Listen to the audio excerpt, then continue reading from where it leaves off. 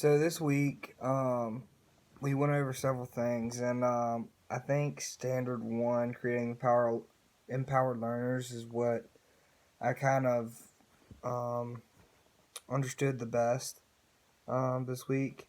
And from your outline, it's setting personal learning goals, building learning networks, able to use technology for learning feedback, and demonstrate your understanding basics of technology. And that's kind of what we're trying to achieve in the classroom. And I think technology in the classroom is a great tool, but I also see lots of negative side effects personally, because I didn't grow up using a lot of technology all the time. I was one of those kids that had to go play outside all the time. So I see a lot of pros and cons because I was a little bit of both. Um, but the first thing we watched was Empowered Learners, Digital Narratives, Yet Strangers to the Web. So that means like me, I grew up in a technological age, but I'm not necessarily very tech savvy. Um, I had computer classes and stuff like that, but I just that doesn't mean I'm very good at it.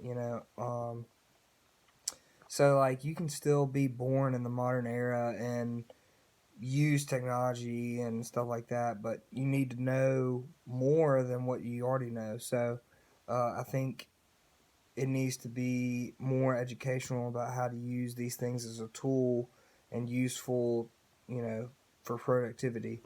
So like websites that you can go use to, be able to learn and uh, be able to use them as tools. I think that is an important thing, um, and then the second thing that I really liked is what your data reveals about you, and I really liked how he used data for to build like a tree and stuff like that. And it really is like a tree, what data does is it shows what comes up the most often and whatever. And he used that for a general area and made maps and all sorts of stuff. And it branched off, and it was really cool. I really liked that. But what this also says is what we talked about next is privacy. So what your data reveals about you. So this is a big concern for parents, and it's especially with giving kids technology in schools is you know these kids are developing a footprint for their life, and they're developing and they don't necessarily know the dangers or even really comprehend that somebody like Luke Du Bois can get their information, at the click of a button and know everything about them and what they've been doing on the internet. It's really scary, and you know, that is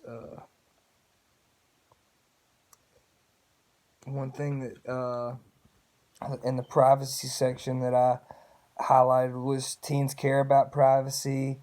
They're doing it in innovative ways to achieve privacy. Adults getting in the way of teens' ability to achieve privacy. I really thought this section of the talk was really cool. Um, you know, I never really felt any pressure to achieve privacy um, on social media. I put what on social media what I wanted everybody to see, and I never really felt a need to escape parental control on social media. I never really saw that.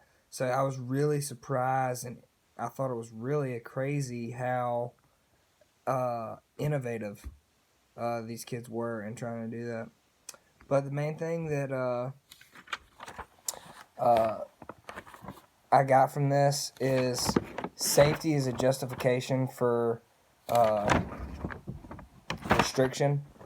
And what was meant by that was, we can say that it's too dangerous to, uh, give kids technology, but at some point they got to grow up, and every life is dangerous.